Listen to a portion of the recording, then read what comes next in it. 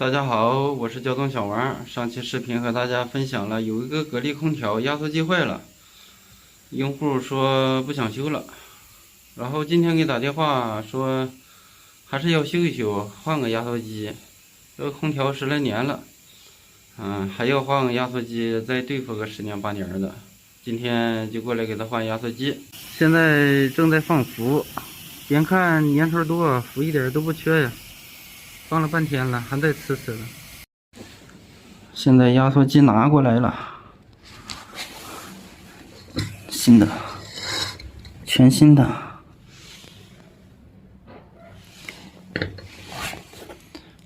CMCC 呀。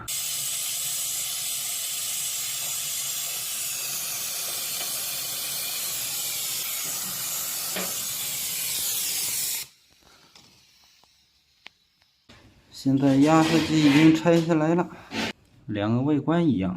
换压缩机去购买的时候，主要看这个罐体的位置，这个位置离这个角近，就是左角的。看，有的在中间是中角，有的在右面就右角的，这俩位置一样。位置不一样的话，放进去壳装不上，就有这一点要注意。一会儿给它焊上就可以。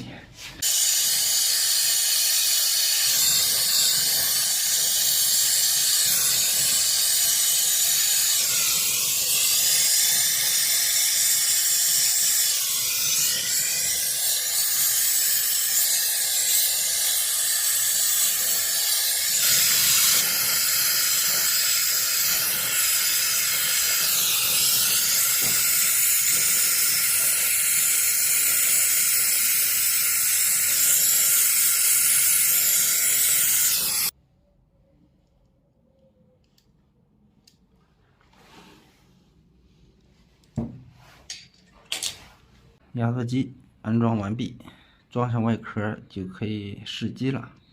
空调现在试了一会儿，热风正常，制热没问题，制冷也没问题。